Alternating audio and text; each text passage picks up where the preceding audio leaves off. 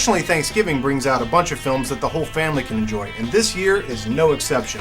What with the risque dancing peep show movie, the boy meets girl and fucks her on the floor movie, the I'm going to take revenge on everyone that killed my brother movie, and let's all laugh at the Stuttering King. So, get the kids in the car early. It's going to be a fun ride. Oh, and there's Tangled. Yeah, I like this one better when it was called Rapunzel. Oh, this is the story of Rapunzel. Fuck me. It's been a little modernized, though. This time Rapunzel's not saved by a prince, but rather from a ne'er-do-well bandit who looks and sounds a little like Ash from the Army of Darkness. Oh, and her hair has superpowers! Okay, there's no superpowers, but damn it, there should be. Disney already changed the movie's title from Rapunzel to the more generic Tangled because they felt that a movie named after a girl would fail to bring in young boys. Well then how can they overlook superpowers if they want to bring in young boys? Hair that can climb a building, hair that can punch through a man's chest, maybe a giant dragon comes and destroys the city, and maybe they discover time travel but part of their DNA gets mixed up with the dragon. I don't know, I'm getting off topic. But the point is, if you want little boys, superpowers. It's Chicago without the prison. It's Showgirls without the dump. It's 9 without Daniel Day-Lewis. Oh, God. Listen to me going on. Just take your clothes off already. A small-town girl ventures to Los Angeles and finds her place in a neo-burlesque club run by a former dancer. The film stars Christina Aguilera and Cher. We'll leave you to decide who plays which part. Though clips make the movie seem like a stylistic cousin to Baz Luhrmann's Moulin Rouge, the film was actually directed by recent actor-turned-director Steve Antin. The film's tagline is, "It takes a legend to make a star." But apparently it takes an ex-Goonie to make burlesque.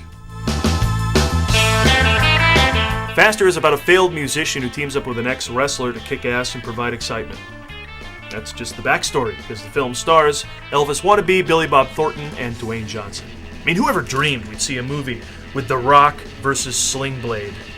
So this, with all the quality kills you see in the Red Band trailer, I just have one question for you, Disney. Are you aware what your cute little Rock is doing? The plot itself is a little involved, so let's go to the big board. You see, Billy Bob Thornton is the veteran cop, and an assassin, Oliver Jackson Cohen, track an ex-convict, Dwayne Johnson, who is on a mission to exact vengeance on his brother's killers. And then I think, I don't know, the whole thing gets kind of confusing, so instead, let's make fun of Moon Bloodgood's name. You see, I think the best way to beat Moon's defensively is to send in our offense around the O's, because she has a lot of O's in her name, and then what we'll do is we'll send Love and Other Drugs features sexy stars Anne Hathaway, one of America's frailest talents, and Jake Gyllenhaal, fresh from his arraignment for crimes committed as Prince of Persia. A movie I'd love to see, and yet I don't. As you can see, Gyllenhaal puts a pillow over his privates, Hathaway cuddles with him. It's cute, you should see it. Adam, that is not the essence of this movie at all. Hathaway plays a woman with Parkinson's, who has a relationship with Gyllenhaal's pharmaceutical salesman character, and this has a life-altering effect on him, as he goes from being shallow to being sensitive, and truly learning what it is to care for another human being. Really? Really, Paul? Is that what it's really about? Why don't you take a look at this clip? I'm sorry, I know it's so late. Oh my God. Oh my God. So, what do you think about the movie now, Paul? As you can see, the two stars romp in bed. Gyllenhaal covers his mouth. It's cute, it's quirky, you should see it. The King's Speech. Perhaps not the greatest title, as it will leave some audiences thinking they can skip watching it entirely and simply catch the rebroadcast later that day on CNN. But in this case, the King's Speech actually refers to a speech impediment suffered by the historical figure of King George VI of England, a nervous stammer which he overcame through the aid and friendship of an eminent speech therapist.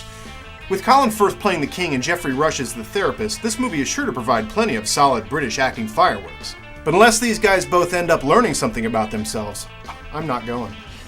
Do we really want to spend 2 hours with a stammering Colin Firth? I think we can tell this tale a lot faster. Premise solved in 10 seconds! Hello, me subjects. I'm the king. What's all this then? To get rid of your stammer, we're going to have to associate it with something painful. But I've had me stammer me whole life. Ow! Ow! Why did you do that? Your stammer's gone. I'm cured. I'm cured! How much do I owe you? 50 million quid! 50. Finally, there is yet another version of The Nutcracker, this time in 3D. That's right. The action will be so real and so intense it'll feel like your nuts are actually cracking. Thank you!